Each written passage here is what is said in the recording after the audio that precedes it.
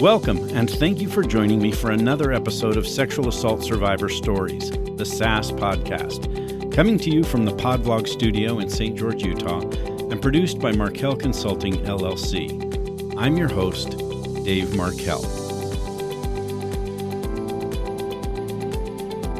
Hello, everyone, and welcome back to Sexual Assault Survivor Stories, the SAS podcast, and thank you for joining me. This is episode 20. A big milestone for me, and this week I'm very excited to have back a guest from just a few weeks ago, Arci Grey. Arci has a harrowing story of kidnap, torture, near murder, rape, and after 4 days, a daring escape that was a direct confrontation with her abuser. Her tactic worked, obviously, and Arci uses that experience and what she learned about the neuroscience of trauma to start her own recovery and survivor path that she now shares through her survivor coaching business. During our previous two-part conversation, we had intended to get to the topic of the neuroscience of trauma, but our discussion of how she endured 4 days of horror consumed our time, and we never got to the topic of how trauma affects our brains, memories, and our body. So here in this episode, we devote our entire time to a powerful, information-packed hour of the neuroscience of trauma. I hope this topic doesn't scare you off or make you not want to listen. Stay tuned, because this information could very well be just the thing you need to hear to answer some deep-seated, long-burning questions about why you feel and act the way you do since enduring the horrific experience of rape or sexual assault. This discussion is directed at a multidisciplinary audience, including victims and survivors, law enforcement, mental health providers, advocates, basically anyone who wants to know more about how we as human organisms respond to trauma and why. So get ready for an information-packed episode. Let's get to it. Here's Arci. Good morning, Arci. How are you? Good morning. I am great. How are you? I'm good. Good. I'm really good. Glad we got that good morning in there. I know, right?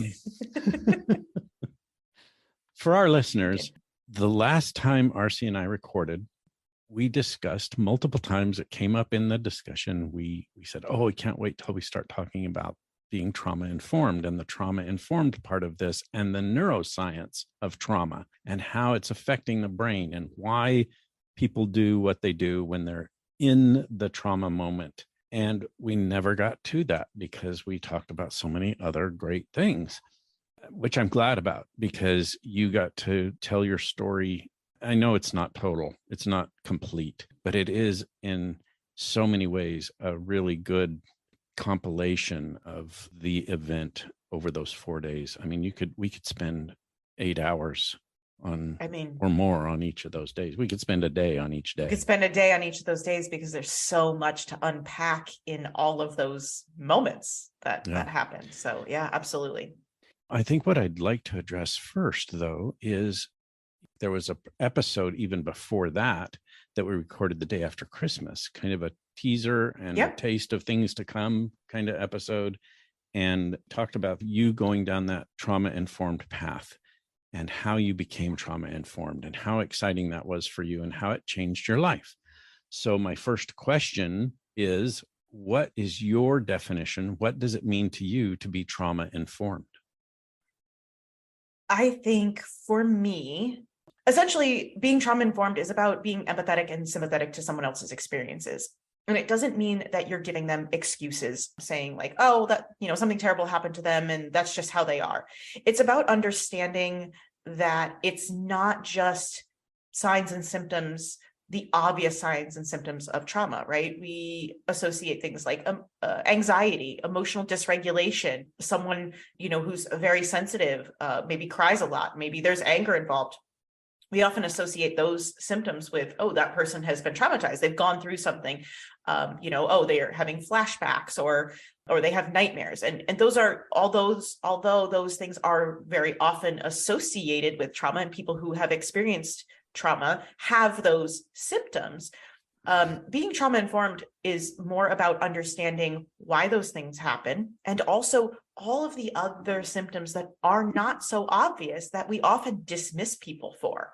Sometimes it's the ability to concentrate. There are so many people with either self-diagnosed or have been diagnosed with ADD and ADHD who actually don't have that brain disorder. There's so much overlap between trauma and those symptoms because it affects our ability to concentrate, to stay focused. It changes our view of the world. We end up with a negative self-view. We end up with a negative worldview, and we actually start losing all faith in the future. And this is something that the traumatic response that's happening in the brain starts to affect the mind. And that's something that I do want to get into eventually. I definitely want to finish answering this question, but I want to get into the difference between what's the brain and the mind and how we experience trauma. And it affects our ability to make decisions. Being indecisive, sitting down and staring at a menu in a restaurant for 20 minutes, not being able to make a decision because every decision feels wrong, or every decision feels like, yeah, I want all of those things, and then I can't have those things, and I can't have the things that I want. It shows up in so many different ways. So understanding that being trauma informed is understanding all of those things, that all of these things that we think are quirky personality traits or learning disorders, or even could be health problems. People who've experienced trauma, women specifically, there's amazing research done on this, that women who experienced childhood sexual abuse have insanely high rates of things like fibromyalgia, autoimmune disorders, ovarian cysts, ovarian cancers, and it has to do with how trauma affects the body. So being trauma informed about that, it affects our financial ability. Trauma can install these beliefs, like I said, these negative self-beliefs, these negative worldviews, and these future views where we often live in scarcity. And the beliefs that surround scarcity mode and that everything's not going to be okay starts to affect how we spend our money. It can go both extremes, right? Like there's no money spent, there's hoarding of money and this fear to spend it in case you need it. But most often it's on the other end of the spectrum. It's this is my only chance to get the thing that I want. I have to buy it right now because I won't have the money tomorrow. And it's never even the decision between, well, I have to pay the electricity bill or I can buy these shoes. No matter what decision is made, rationally to someone else looking outside on it is pay your electricity bill. But to someone who's experiencing that trauma, it's, nah, I'm gonna buy the shoes because I need this thing. I need to feel this thing.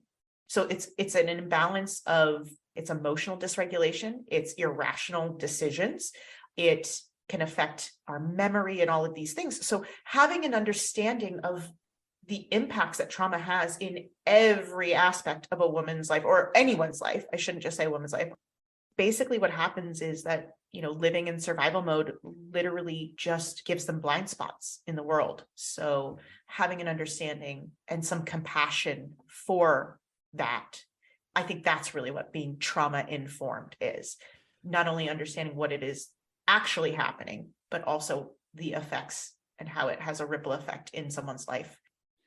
I think that's an excellent definition of what it means to be trauma informed. And it also opens so many other doors that have question marks on them about how you get to be trauma informed. And being empathic and sympathetic to someone's trauma, as you mentioned at the very beginning of that definition, makes perfect sense to the general population of people. But I see so many times in my field of law enforcement and victim advocacy, who I worked hand in hand with, and prosecution, who I worked hand in hand with, think that being trauma informed means bringing your victim into a nice interview room where there's a plant and some soft lighting and comfortable chairs, and not this stereotypical interview room that law enforcement uses of a table and two chairs, and you've got your suspect or victim sitting in one chair, and right across you've got the police officer, and they're just throwing questions. That's not being trauma informed. So let's make this a much softer place. But there's so much more to just that immediate environment and understanding what it means to be empathic and what it means to be sympathetic. And then on top of that, you threw in all the other things that I train about, and that is the neuroscience of trauma. If you want to be trauma informed, and you've touched on this in great ways, if you want to be trauma informed, you have to understand trauma. And to understand trauma, you have to know what's going on in the brain. And so eloquently, you've talked about the difference between the brain and the mind. Let's go there. Okay. Let's get that. All right. I learned this when I became certified in hypnotherapy. That's one of the things that's always led me to just tackling the next piece of trauma. Is like, okay, but why? Like, I don't just accept answers like the because I said so isn't a good enough answer for me. Ever since I was a kid, because I said so was never a good enough answer.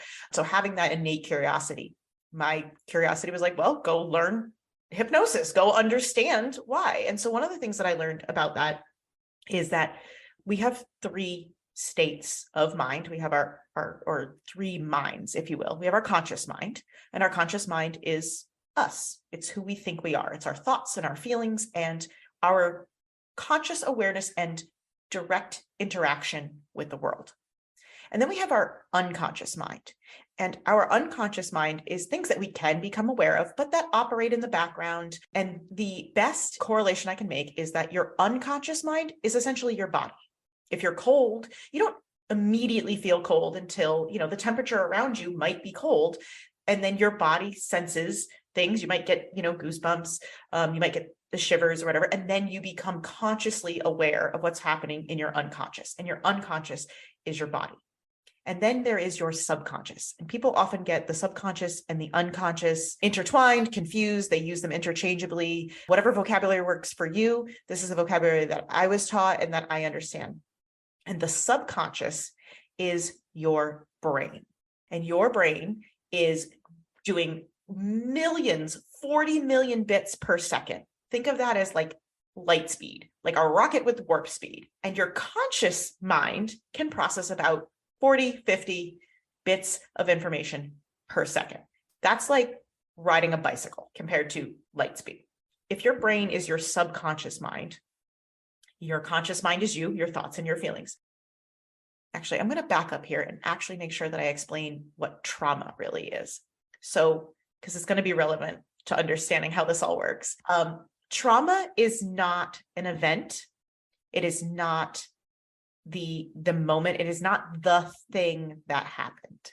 Trauma is what happens, is the lasting experience. It's the lasting effects, the things we keep thinking and feeling after an event is completed. Trauma is what happens when your brain and body and mind do not complete the cycle out of survival mode. Our brains, a portion of our brain specifically, which I refer to for ease as the survival brain, or the lizard brain is also known by, but it's essentially the amygdala. It's in the back underneath side of our brain. When it senses anything that looks, smells, sounds, feels, even tastes like danger, it's on high alert. When it is unable to complete the cycle and the nervous system is unable to complete the cycle, that is what trauma is, the lasting effects of that. The fact that when that survival mode, that survival brain turns on, it shuts down or turns the volume down, depending on the extreme, on other two parts of your brain, which are the thinking and feeling parts. When you're experiencing something that is beyond your brain and body's realm of understanding, something that it's never experienced before, that is abnormal and feels like a threat, your survival brain turns on. That means that you, in your conscious mind, sometimes you're still there, sometimes there's dissociative moments, right, where we forget, we block out chunks of time. And that's because your survival brain took over. It did all of the things that it needed to do to keep you alive, but it also records everything else. It's recording your thoughts. It's recording your feelings. It's recording your unconscious mind's, all the body sensations. And even though you might not remember them, your brain, your body does. And trauma, what we experience trauma in the mind, in the conscious mind, we experience anxiety. We experience trauma in the unconscious mind. We experience the physical shaking. We experience that I want to throw up feelings. The big mistake is they know they experienced something. They have thoughts about those things. They have feelings about those things. And the thoughts and the feelings are really uncomfortable. So they want to make those thoughts and feelings go away. So they tackle those symptoms. Those are psychological symptoms. Those are the things that we consider psychological in our mind. We don't want to think that way. We want to change those thoughts. We don't want to have nightmares. We want to change that. We don't want to feel certain emotions. We want to change those emotions. So we try and tackle that from a psychological point of view. We try and change how we think. We try and reframe things and feel differently about them. Unfortunately, what that's doing is, the metaphor I give is, it's like taking the batteries out of the smoke detector. We don't want to hear that noise. That is uncomfortable. Those thoughts and feelings that are associated with trauma, right? Catastrophizing thoughts and the anxiety, those feel uncomfortable. So we want them to go away. And we seek coping mechanisms to make them go away, i.e., we take the battery out of the smoke detector so we don't have to listen to it. The problem is, when you have trauma, you're taking the battery out of a smoke detector when your house is on fire. Like, you're completely focused on the wrong thing. You need to be handling the fire. You need to put out the actual reason for the alarm. And that is what's going on physiologically in your brain and your nervous system. It's why things get trapped inside of our body. It's why we can feel physical pain that mimics the physical pain we felt during an attack or a traumatic event. If it was psychological trauma that you experienced, neglect and abuse from a parent, we feel things in different parts of our body that associate with that. You've touched on some of the exact things that I talk about to law enforcement and to prosecutors when they're interviewing these victims, and the victims can't put pieces together and they complain about not feeling good while they're being interviewed, or they miss an interview because they call and say, I can't make the appointment today. I've got a stomach ache, or I've got a headache, or anywhere on the body. And we call those psychosomatic symptoms. It's exactly what you're saying. The trauma is affecting the body in such a way that the body is having a physical reaction to that trauma. There's just so much out there in terms of misunderstanding and lack of knowledge. I don't want to disparage law enforcement, prosecutors, and even advocates. It's not that they're not doing the best they can and that they're not doing their jobs correctly. It's that what they are doing is based on a training that doesn't include the trauma-informed part and the neuroscience of trauma. So they don't know what they don't know, and they're responding to victims in ways that can actually perpetuate and exacerbate the trauma experience. Can you talk a little bit about that? Yes. Understanding that telling the story is emotionally dysregulating. And I've told my story a bunch of times, and we had a really great interview podcast a couple of weeks ago. And you messaged me, I think it was later that day or the next day, and, to check in on me and to say, how you doing? I can't tell you that anyone else has ever done that in any of the other interviews I had given, even interviews about being trauma informed. And thankfully, I have the tools and I know how to recognize emotional dysregulation, and I know what telling my story can do. And if I'm not physiologically prepared for those things, that it can be worse. But thank you, first of all, for actually having the awareness and actually caring enough to check in on me. Well, I think it's really a big part of being trauma informed. If you're trauma informed and you're practicing all of the best practices of being trauma informed, you don't do an interview with someone, regardless of their knowledge of trauma and their ability to stay regulated. You don't do that and then just say, see ya, thanks. Right. You've got to check back on them, because even though somebody isn't dysregulated or re-traumatized, just reliving the trauma can have an impact. And so my concern is that impact affecting your daily life because you and I had an interview? And if so, what can I do to help? How can I help you get back into the homeostasis feeling that you need to be in to operate your life the way you want to operate your life? I see so many interviewers not doing that, and victims and survivors constantly come up to me when I do my trainings and say, yeah, they claimed to be trauma informed, but I felt re-traumatized by what happened. Yeah. The way they asked questions. Yes, you can put somebody in this nice, comfortable, appealing, cozy room, but if you're using the same tactics in that room that you are using on a suspect in a suspect interview room, you're not accomplishing anything anything different. You're not helping the situation at all. So it's like you said, that's just one tiny portion of being trauma informed. Yeah. You've got to know what the brain is doing. Even days, weeks, months after an interview, that person can still have a traumatic reliving of their experience and of the interview. So it's important to me to stay in touch with the people that I've interviewed in the past and check in with them periodically and say, how are things and how are you doing with your coping mechanisms? So it's a big part of being trauma informed. It really is. And I think, the idea behind making a comfortable space for people, I think generally people understand, interviewers, detectives, law enforcement understand that a victim might need some comfort, right? And sometimes that comes in the form of a hug, and sometimes that's don't touch me, give me space. The difficult part is all the other things that law enforcement has to do, right? They have to get the facts, they have to get the information, they have paperwork to do. They have, you could speak to this. I don't even know, but I know that there's a lot that they need to do. And so interviewing a victim is also one portion of what they need to do. And their goal is to get the information out that they need so they can get on to do the rest of their job.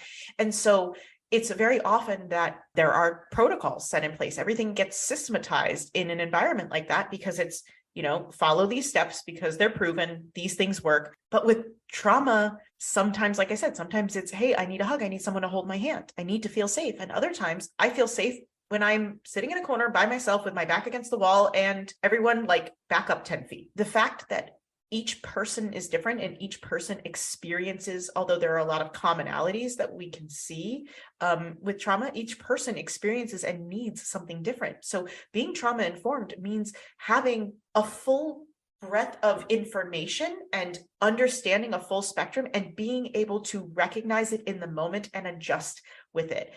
Essentially, what's going to happen, especially during an interview with a victim, the terminology plays a huge role in a survivor's ability to recover, but also in the moment and how they feel and how they interact with people. I think that having the ability to adjust quickly and understand that the biggest issue and the biggest barrier between a victim or survivor being able to recount the series of events, if you will, without their own feelings, because essentially that's what law enforcement want, right? They want the facts. They don't care how you feel about it. That's, in my experience, what I went through. In my experience, and we talked about this, I think, in the last interview, was that the district attorney's detective was to sit in a room. I was there for over 6 hours with no bathroom breaks and no food. And although it was not an interrogation room, it was a conference room in a high rise with a view of a brick wall. My attorney was with me and he's like, I'm kind of getting hungry. Like, can we order some Uber Eats or whatever? And it was, the investigator was like, yeah, just one more question. And it's like, he didn't say no. We couldn't go to the bathroom. Like, they were running the show. There was not a sense of welcome. There was not a sense of like, hey, we're here, we understand you, whatever. And I have heard this over and over and over by so many of my clients, so many other survivors that I work with. And sometimes they don't happen in a room in a police station. They don't happen in a room in a courthouse. Sometimes they happen on a sidewalk with lights flashing and sirens going. My first police interview happened, I was in the trauma ward in the hospital and they were stitching my throat back together. I was completely dysregulated and not able to give even truthful answers. There were things that I said that were not the truth, or I didn't flat out lie, but I told very small portions of the story because I did not feel safe. I didn't feel like I was in an environment where someone would believe what I had to say because I didn't even believe what I experienced. I didn't even believe it. It's something that if you went and told some Hollywood producer, hey, I want to make this movie of this thing, they'd be like, no, it's pretty far-fetched. Like, that's beyond the suspension of disbelief. Like, that is beyond what someone could believe would happen. Like, it couldn't happen that way. It's like, but it did. Yeah. Your brain at that point hadn't even had a chance to start consolidating and organizing and making sense of what had happened to you. And yet there are people asking you questions that are exactly what you weren't prepared to do. They are asking questions that want you to put things in chronological order and explain how this could have happened if this was happening and why, which is a very dangerous question. Why didn't you do this? Or why did you do that? And to me, those why questions are very damaging and re-traumatizing in the sense that it makes the victim / survivor feel like they didn't do something they should have done, or that they did something they shouldn't have done. Either way, it's a sense of blame and fault. And so why is an extremely dangerous question to someone who's... I think it should be omitted.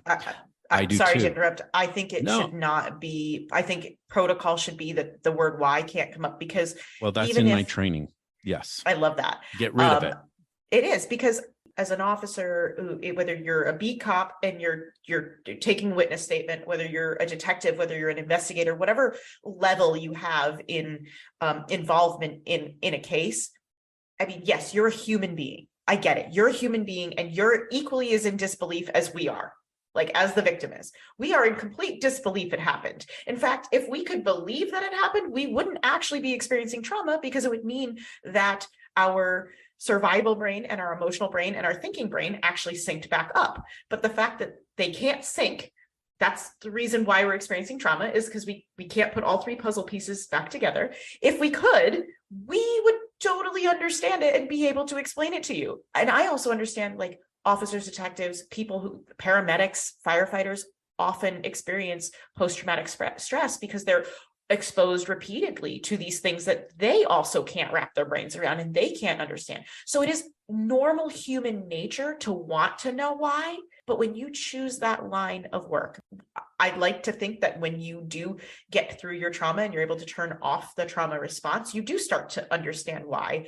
And why is always 100% of the time because your survival brain took over and did every single thing it needed to do to keep you alive. And if you're sitting here today, it worked. Right. It did everything right. Yep. Let me go back just real quick, and then I'm going to address what you just said. The issue of asking the right questions in the right ways goes back to what you said earlier.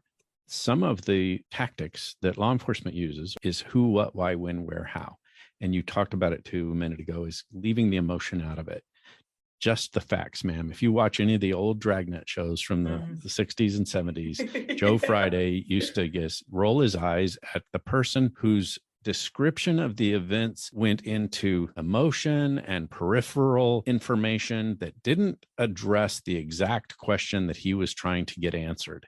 And so he would interrupt them and say, just the facts, ma'am. And really, when you ask who, what, why, when, where, how, what you're doing to the trauma brain is in effect re-traumatizing the brain because the brain didn't absorb who, what, why, when, where, how. We are emotional beings, and asking emotional beings in a traumatic situation to eliminate the emotional aspect of that is asking the human to do something that it is incapable of doing. That's what I define as re-traumatizing. It's not asking a person to talk about their trauma, because most people do want to talk about their trauma, and it is cathartic and helpful. What's re-traumatizing is when they tell their trauma, you're asking questions that blame them for what happened to them and or don't believe them. So not being believed and being shamed and blamed re-traumatizes that person. So to the question of, I have to know why they did what they did, for those in law enforcement who may be listening to this, don't ask why, because it gives that blame and shame implication, and also the implication in some ways that you don't believe them. A better question is, what are you able to tell me about your thoughts when so-and-so was happening? Yeah.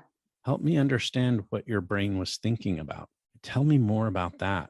And when you ask that question, the response you'll get is so much more full of information and voluntarily given, because that's what most victims and survivors want to do, is tell you what their brain was telling them to do, what their body was doing at a certain time. So eliminate why. Absolutely. There's so much of this is intertwined, right? It's not just cut and dried. And that is why, teaching this to law enforcement, and also teaching this, on my end of it, to survivors, and allowing them to wrap their brain around something that fundamentally, the problem is that their brain can't put three puzzle pieces back together. Yep. So teaching them that is a very difficult hurdle to overcome. And then teaching other people who, by the way, when you hear my story for the first time, or anyone's story for the first time, whether you're law enforcement or a therapist or a medical professional, right? Or even just a bartender, Uber driver, because I'm stupid and have told those people to.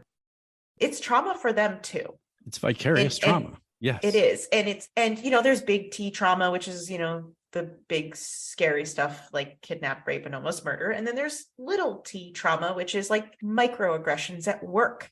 And then you lack psychological safety at work, and then you don't want to go to work. Or, you grew up with a alcoholic parent who was emotionally absent and you didn't get your needs met. So there's big T and little t, there's car accidents, there's all kinds of things that can happen to people who, when they experience it, parts of their brain turn on. And while that happens, it's recording in the background all the emotions and the thoughts and the feelings, but the thoughts and the feelings are how we experience trauma. And that's our brain's way of saying, hey, this needs attention. Like, hi, it's a smoke detector going off. You need to pay attention. There's a fire over here.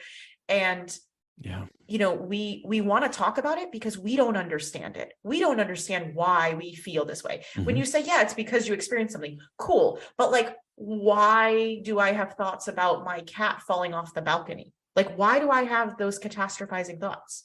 That has nothing to do with the trauma that I experienced. Nothing to do with my cat's perfectly fine. She's asleep under a blanket on the bed. Like, she's totally cool. But why do I have this fear of losing her? Why is that a thought that keeps playing in my head? And we keep chasing those things, and we want to shut down those thoughts. And law enforcement, by asking that question, why didn't you do this? Why did you do that? Why did it happen this way? Why did he do that to you? I don't know. If I knew, like, why don't you go ask him that question? Mm-hmm. It's like, if I knew, I wouldn't be experiencing these extreme symptoms. So with law enforcement, with teaching first responders in general, regardless of what branch they fall into, if they are genuinely there to help, and if they remind themselves that their primary objective is to help the person, not just solve their case or get promoted, or in the case of the district attorney and the whole justice system, win the case to get your gold star to move up the line. I'm not bitter at all. Can you tell? But that's this righteous anger that I have, saying like, hey, this is the problem. This is why I'm pursuing that. So if you remember that you're first and foremost there to help the person, understanding how you can best help the person first, and you'll get everything you need. If you show up first and foremost to help and give that person, the victim, the survivor, what they need in that moment, exactly what you said. Tell me what your brain was thinking. Tell me what your brain was trying to tell you. They need the answer to that question too. They're not going to tell you a conscious answer. They're going to ramble, and their brain's going to put the pieces back together. You're going to hear it for the first time that they hear it. You know what I mean? It's going to be new to them and new to you at the same time. Those are the types of experiences we need. Talk therapy is often done kind of wrong. Talk therapy fails for over 70% of traumatized adults. It fails because it causes more dysregulation than good, because the therapist also is trying desperately to understand what happened, that they do the same kinds of things, like tell me how you feel about it. Tell me the story of what happened. And retelling the story, although there is cathartic ways to do it, is more often dysregulating and re-traumatizing. So that's why, first and foremost, you have to pay attention to what's going on in the brain and the body, and you have to re-regulate before you can do anything else, before you can get even a single piece of information out of anyone. That person has to be in a regulated state. You mentioned the amygdala, and there is a huge aspect of the amygdala that plays a part in all of this. And you mentioned how when something dangerous or life-threatening or endangering happens, the amygdala kind of lights up. It's really the interesting thing about the amygdala. It's on all the time. It's looking for danger. Its actual job is to be aware of what's going on. And this is where I think you mentioned something that I wanted to readdress, and I said I'd readdress that, is that a lot of people think that once the amygdala has experienced something traumatic, like you have, that now your amygdala, your hippocampus, your hypothalamus, your prefrontal cortex, all those interacting brain parts that respond to trauma now know how to avoid trauma and what to do to stay away from that. And that's just a misnomer. It's a counterintuitive belief. It's an intuition that's wrong, because what really happens is that what your brain has done is learned, okay, everything I did when my amygdala signaled danger kept me alive. I'm here today to tell the story. And it doesn't educate us on how to avoid it. It educates us in how to survive it again. And so we see victims re-experience a sexual assault or re-experience a kidnap or re-experience a domestic violence situation over and over and over again. And we ask, why didn't you just leave?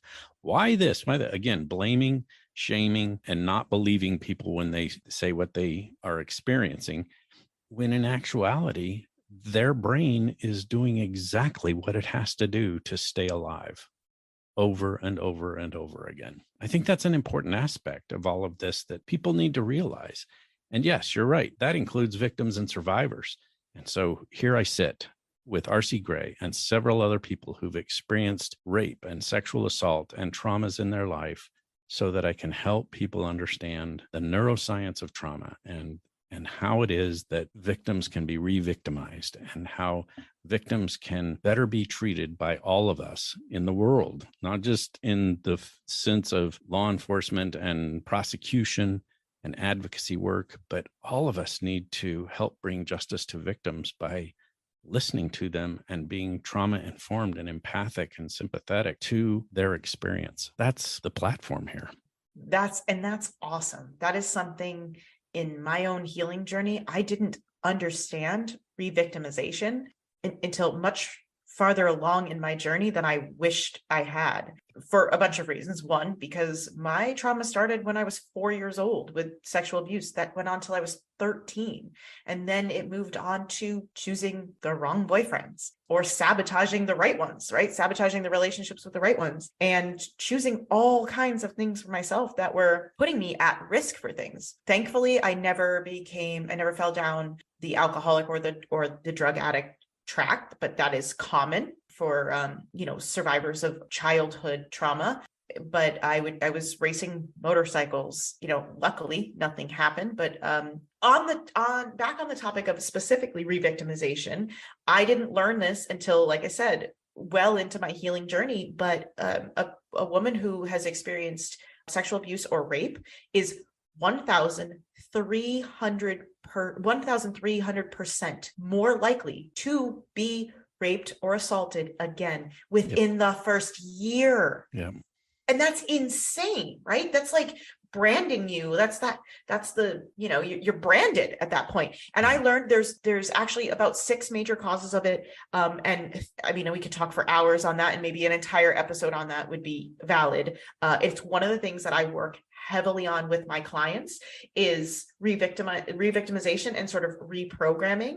And I know people don't love that word, but rewiring their brain. And the 3 biggest ones that we talk about that are most relevant or most common, I should say, they're all relevant, is neophobia, which is a fear of new things.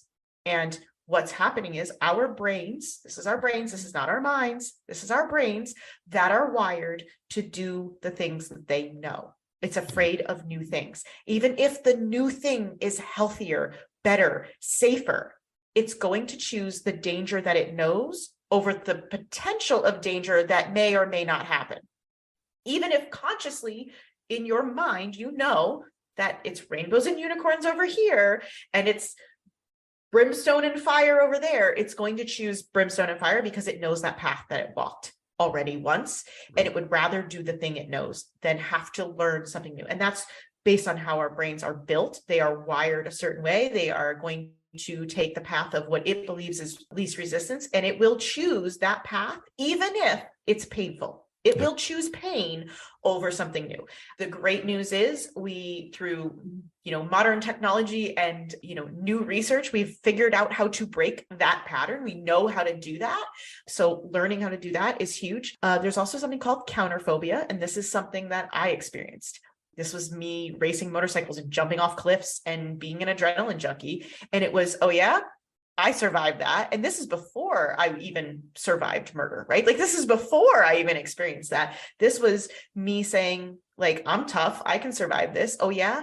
And you put yourself in situations to prove to yourself that you have control. Yep. You choose situations where you can say, no, I've got this. I'm going to keep choosing the same relationship over and over with a different face, the same abusive boy over and over and over with a different face, because I need to prove to myself that I can handle this, that I have control.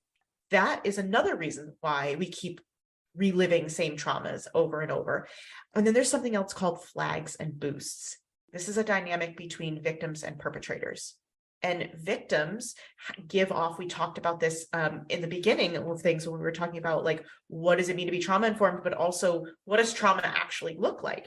And these are things that physiologically change about us. I'm going to give the example. Have you ever seen somebody that you hadn't seen in a while, and maybe like since last time you've seen them, they either got divorced or they finally quit a terrible job with a toxic boss and they have a new job, or something new in their life has changed, and you look at them and you're like, wow, you look 10 years younger. Like, have you ever seen someone and you've seen physiologically them change and you're like, they just look so different? This is the same phenomenon that happens with victims. And it's things that we unconsciously do, right? Unconscious is our body. It's things that we do in our body, how we hold ourselves. It could literally be our posture change to something from something, shoulders back and chin up confidence to shoulders hunched over, keeping your eyes low, looking to the ground. These things that we do unconsciously that we don't even know we do, that other human beings pick up on. Human beings are so empathetic. You can look at just someone's eyes. They've done studies where they block off everything but just their eyes, and you can tell whether someone is happy, sad, stressed out, angry, depressed by simply just slight changes in their eyes. Yep. I studied NLP, and this is a huge component of neurolinguistic programming, and it's used in sales, it's used in therapies, it has so many implications, but it's the study of how our brains and our minds interact with everything in the world, how we buy things, how we build relationships, how we sell something to somebody. It's used a lot in like real estate transactions. Real estate agents learn this often. All it is becoming aware of the subconscious and unconscious empathy that we have for other humans. The problem with this is, as a victim, when you are struggling with negative self-view, negative worldview, negative future view, with anxiety, fear, shame, all of these things, right? All these psychological components, they're showing up physiologically in the body. And perpetrators whose mindset is something different, they're not there to help you, they're there to take advantage of you, also see that. They can see those things. And what ends up happening is their brains get wired that, oh, I got away with this tiny little crime, and that boosts their confidence. So then they try a bigger crime and a bigger crime and a bigger crime. And they will repeat offend based on the fact that they learn who to prey on, and then they learn how to get away with it. And so it's this cycle that continues. And it's a major component of like re-victimization. And it's a very fine line to walk, because it sounds a lot like victim blaming, saying, well, they saw you, like they preyed on you because of how you stood there, how you acted, your behaviors, these things. It's difficult to do because it is something that the victim is doing. They're just doing it literally unconsciously and subconsciously. And so the more awareness that there can be around those things, that's how we break that cycle of re-victimization. So, and that's just 3 of them. There's so many more things that could be talked about. Like I said, we can do an entire episode on that. Yeah. In fact, I train the same thing, but not with the number that you gave, the 1300% or 1300 times more likely. 1300% is 13 times more likely, which equates to 1300%. I haven't seen that research, but I've been trained on it. And the way I talk about it is by asking people those types of questions and informing them that the number one predictor that somebody is going to be sexually assaulted is that they've been That they have. sexually assaulted in the past. And then we talk about those very things that you just mentioned is what it is that perpetrators are looking for and sensing. A lot of people think that they target certain people, and sometimes they do. But really what they're targeting is vulnerability. And they're looking for those little micro behaviors and micro expressions that tell them that is a vulnerable person. And so it sounds sometimes like victim blaming or putting the weight of responsibility on their shoulders when there's absolutely nothing that they're doing wrong. They're just Right. responding psychophysiologically to their own trauma and to their own life experiences. Predators are constantly looking for that kind of signal.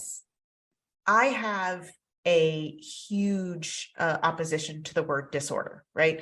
In PTSD, I leave off the D. It is not a disorder. This is a completely normal thing that your brain is doing. It's not a disorder. Right. It is abnormal outside of what feels comfortable. But what I really want to touch on here is that those flags and boosts, right? Those flags that we're putting out there, our body physiologically responding to that trauma outwardly so that other human beings can see it. We think when you think about it, you're like, that's counterintuitive. Why would you want to look vulnerable? How is that a survival mechanism? But it's a survival mechanism because the victims are not the disordered ones. It's the perpetrators that are disordered because we as human beings have evolved to show those signs that when you're sad, you cry and your eyebrows droop and other people see it because we as humans have evolved to show other humans we need help because as humans, we are wired to be communal, to help, to co-regulate. There is a social nervous system that it exists. So these are not things that are designed to make us vulnerable and put us into other situations for survival. We are not the disordered ones. These things are designed as a way to help us feel safe. That when we're struggling with something, it is, when a baby cries to attract attention of a parent because it needs something. We are built to seek help and get support from other humans. We're not the disordered ones. When we have these experiences and responses and physiological and emotional reactions to what we've experienced that are bad, we're not disordered. We're good. We're doing exactly the right thing. And it's supposed to attract other humans. It is the perpetrators that are disordered. And that's a major switch that needs to happen in the social conversation about this. It is not on the victim. It is on the perpetrator. Those are the disordered ones. Those are the ones that need adjustment. And those are the ones that need to be labeled with disorder. And in many cases, the people that are perpetrators, it's because they too are victims. And that's another huge misconception.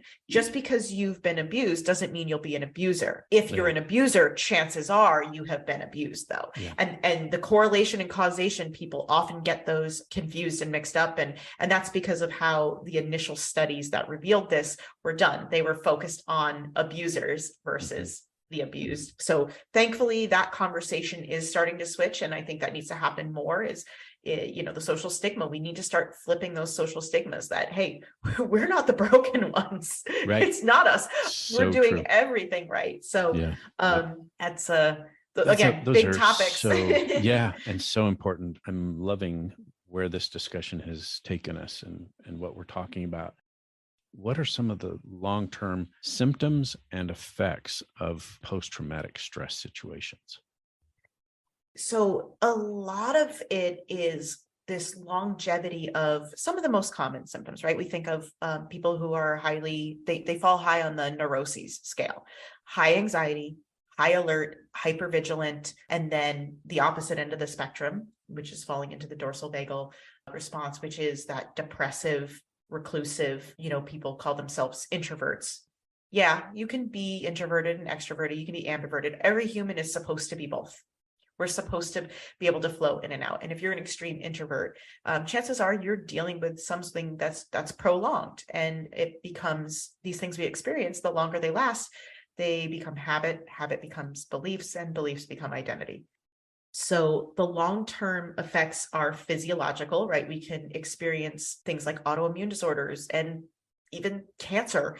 And it's insane to think that, something that happened to you when you were 8 or 9 years old is the results in cancer 30 years later. And because trauma lives in the body, right? It's a neurological response that keeps going. So eventually, if you're having a neurological response, if your house is on fire and nobody puts the fire out, like, you got to leave the house. So what ends up happening is neurologically, your body gives up on those body parts where it's holding this trauma energy. And I know it sounds super woo-woo. It sounds like, snake oil and woo-woo and just, it is not that. It is actually backed in science. And, like I said, we now have the technology to understand how energy and emotion are one and the same. Mm-hmm. And so these lasting effects, like I said, they can affect your health, long-term chronic stress, fatigue, insomnia, like I said, cancers, PCOS is huge in women who've experienced trauma, fibromyalgia, autoimmune disorders, MS, multiple sclerosis is another thing, all these autoimmune disorders where your nervous system is burnt out and it starts attacking your body. Your immune system starts attacking your body because it feels like it's the threat because it's been on fire for so long. Then we have things like the world around us, these long-term effects, right? And again, this probably is also true for men. My research, I haven't gone down that route because I'm not really equipped to help men specifically with their trauma, but I know so many of these concepts are absolutely universal. So when I say women, I don't just, I can speak for women because I am one, but this does not exclude, men or any gender identity from these experiences. But financial struggles become a major part of abuse. And it is not just firsthand financial struggles. Like sometimes in abusive relationships, women or whoever the victim, their money is controlled by their abuser. That is right. That's a form of abuse. The emotional abuse, the psychological abuse, financial abuse, but it's not just that. Like I had mentioned previously, there is this whole component where how we spend money, how we save money or don't save money, how we earn money, our ability to earn money. There's a statistic, I've done the math, and actually every once in a while I go back and I check the math again and I look for new research and the number just keeps going up. I keep hoping one day that I'm going to do research and find this number dropping, and it's just trending up. And women who have experienced rape or abuse that occurred before around the age 25 is that these women will lose over $1 million over the course of their lifetime. And it's due to a bunch of reasons, including missed work. They literally can't want to, like they physiologically cannot get out of bed to go to work. They call out of work. They don't pay their bills. They get something called bill pay anxiety. Even if you have the money in the bank, there's a fear of opening the mail and seeing that you have a bill to pay. What if I pay this bill? I have the money. What if I pay this bill and that money's gone? I pay for my electricity. I pay the cable or internet bill. I put gas in my car. Well, what if I do that? And then I don't have the money if I need it to get away. It's all the secondary and tertiary effects that trauma has, and it creates these catastrophizing thoughts. And then those thoughts become our reality, even if they're not actually happening. And it causes us to make choices about how we spend our money or don't spend our money, how we save or don't save our money. And those things lead to, it costs us money. Like I said, you miss work, you don't pay your bills, your credit tanks, you don't have the confidence to actually go out and chase bigger roles or to advance your own career. You choose lesser roles because you don't feel valid and strong enough.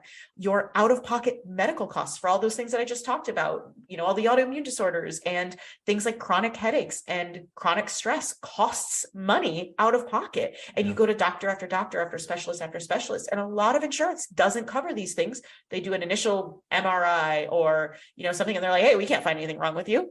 It's medically unexplainable. Therefore, you must be making it up. But these things are physiologically, we experience them very real. So it affects out-of-pocket costs on things like chiropractic and acupuncture and all these things. Add on top of that, the out-of-pocket expense of therapy. If your insurance covers therapy, it's something like 21 sessions. That's it. That's all you got. Not even 6 months. Most survivors report spending at least 7 years, not average, at least 7 years in therapy, going from one therapist to the next, trying to get a solution, plus the medications and the out-of-pocket, plus all the costs of the coping mechanisms. And then you take all of that, and like I think I even mentioned, like your lower credit score.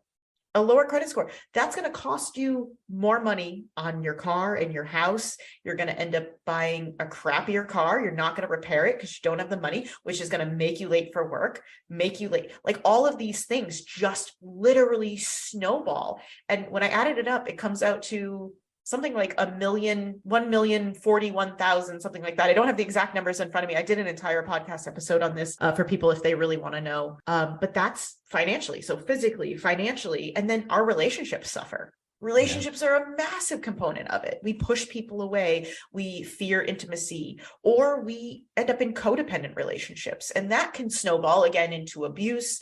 It affects our mental health, our physiological health, and then in general, our happiness. So health, wealth, love, and happiness, every area of your life. You know, we live miserable lives sometimes because we believe that we were dealt a shitty deck of cards, and we just got to deal with that. So many people try to address all of these symptoms. They think that solving the symptoms will solve these problems. And I mean, if I could tell anybody anything, it's like, ignore the symptoms. Let's go right to the root of it, right? And, you know, in the brain, and deal with the neurological and not so much the psychological. Just get right to the root of the problem. And then we can start to undo the damage that these long-term effects have then caused. Absolutely. That is powerful, powerful stuff, Arci. And it's where you take your clients, and it's the road that you take them down, is to get to the point where you can ignore the symptoms, ignore the psychological part of it, and start dealing with the brain part of it. Then the psychological part of things kind of start taking care of themselves. Yeah. And your whole perspective on life in general changes. You've changed your neuropaths because you know what's going on with the brain. You understand what functions of the brain can be affected and changed, and you start making those. And I think that's so powerful and so good. I love what you're doing. Thank you. I'm really excited about it. And recently I was talking to one of my clients who I've worked with her for a year, and she's done amazing things, and I'm so proud of her. And she's done the work, right? Yeah. And I'm so excited for her, and like watching her grow. And something she said to me, this was just last week, we were talking, and she said, you know, all these things that you talk about, she's like, when we first started talking, I wanted so hard to believe you, but I couldn't believe that it was possible. And I couldn't hear so much of what you were saying. She's like, I took it in and I did the things you told me to do because you told me to do them. And I had faith that there was going to be some result. But she's like, I really didn't believe it. And she's like now I get it. So she remembers our very first conversation from over a year ago on the phone when she decided to work with me. And she's like, I don't know why I decided to do that. Like, I don't know why I decided to work with you. I don't know why. I believed you. I saw what you did. I saw what you could do, and I wanted to do it too. And I was like, okay, that's really huge. But what could I have said to you? What could I have taught you then that would have allowed you to understand all of these things, that could have made it a faster process for you? This whole conversation went on, and we talked about this in our last recording. And I promised your listeners a book. I was like, this has to come out. And so the entire premise of this book, it's called Rule Number 1, No Dying. And the entire premise is that when you are healing, when you're trying to do anything, really, this applies to absolutely anything you are doing in life. And I do not care if it is losing weight or trying to get a better job or recover from almost murder, right? Your brain follows 3 rules. It has to do these things. It has 3 jobs to do, and it has to do them in this order, no matter what you're doing. And anything that you are doing that is trying to go out of order of what your brain's trying to do is the reason why you're failing at all of your goals. It is because you are working against your brain. So rule number 1, your brain follows always is no dying. It will first and foremost prioritize your safety. It will keep you alive, and it will do everything to keep you alive or to keep you safe. So when you're trying to do something new that's different, your brain is scared of it and is going to sabotage you. It is going to sabotage you. So there are ways to get around that sabotage, to convince your brain, hey, this cool new thing is actually new and cool, and I like it and I want it, and it's going to keep us safe. So you have to put your brain in a state where it's willing to accept that. Rule number 2 is no crying. And it doesn't mean you can't cry, and it doesn't mean you can't be sad. But what it means is your brain's second job is to make you happy. It will not do anything to make you happy unless it feels safe in all aspects. And so us trying to tackle our symptoms of being unhappy, being anxious, not feeling emotionally good, when we try and tackle that first without handling what's going on in the brain, we're never going to get there, right? That survival brain is going to kick in and go, woo, me first, I have to come first. So you'll never be happy. You'll have these fleeting moments, but you're always anchored to pain. And then rule number 3 is no dying again. Because if you're not growing, you're dying. Only after, so all of these goals we're trying to achieve, right? We're trying to do the next big thing. We're trying to get a new job or buy a house or buy a new car or save money or whatever it is, whatever the big thing you're trying to grow and do, it's essential. We need it. It's a fundamental human need. We have to grow.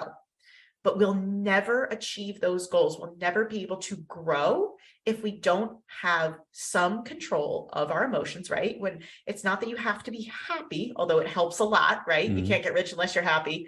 That's a fundamental rule. But it doesn't just mean happy. It means emotional regulation, being able to regulate emotions. You're allowed to be happy and sad and scared. You want all these emotions. We need these emotions as humans. You can't grow until you've regulated your emotions, and you cannot regulate your emotions and build that resilience until you have gotten out of survival mode. So that's the entire premise of the book. That's the running title, rule number 1, no dying. And it's about growth and happiness and survival and overcoming trauma. So I hope that even alone, that premise alone, even without reading the book, I hope that people, if they can make that mindset shift and think first about what's going on in the brain and the body and tackling that first, that's the massive difference that will make in anyone's healing journey, is switching where you're putting your energy and focus. And so, well, I don't want this podcast to steal all your book thunder. So all these questions that are floating around in my mind are going to have to wait till that book comes out. And I'm so excited about it because I think we all need to understand that. Even those of us who are trauma informed are learning new things about the brain all the time. It's amazing what the neuroscience field is doing in terms of finding new information about why we do what we do, how we do what we do. So I'm just so thankful that there are people like you, Arci, who are inspired by your own experience to become educated and then share that with others. And that's, again, part of the healing process that we talked about last time, is that part of helping ourselves is helping other people and exposing them to some of the things that we've learned in our journey through trauma and through education on neuroscience. Thank you so much for spending this time with me. We're going to do it again, right? Of course, we have to. We can't not. It's every single time we talk, I feel like we turn a new stone and we're like, we got to get into that. That's, there's so much in there. And I love that, even though we're, you work a lot with law enforcement and you're giving these survivors a voice to help change what's happening on that end. And I work on survivors and them finding their own justice. I love that there's just so much intertwined. It's not us versus them. It's about bringing both sides together because, like I mentioned, there's nothing wrong with survivors. Like, you're not the damaged ones, and the justice system has its flaws, but their heart's in the right place. So let's bring them together and actually deal with the right problem, which is taking down the perpetrators. So absolutely. I am so excited. I cannot wait till we do this again. And we will. I think you're right. I mean, there's so much great collaboration going on between what you're doing and what this podcast is doing and what I'm trying to do through my training and consulting. So thank you. I appreciate you mentioning that. And we will be in touch. I'll reach out to you again soon. I'm so excited. Thank you so much for having me. This is always a great conversation. Thanks, Arci. We'll talk to you again soon. All right. Bye-bye. Bye. That does it for another episode of Sexual Assault Survivor Stories, the SAS podcast. I want to give a big shout out and thank you to Arci Grey for the time she took from her busy schedule to be with me for this episode. And I want to make you aware that Arci's new book entitled Rule Number 1, No Dying, will be out next month, but you can pre-order your copy now through her website, arcigrey.com. That's ARCIGREY.com. Please join me next week for another episode of Sexual Assault Survivor Stories, the SAS podcast. In the meantime, please subscribe and tell everyone you know about this podcast. And remember to do your part to bring justice to victims and survivors of rape and sexual assault. The best way to do that is to start by believing, because we all know someone whose life has been affected by rape or sexual assault. We'll see you next week.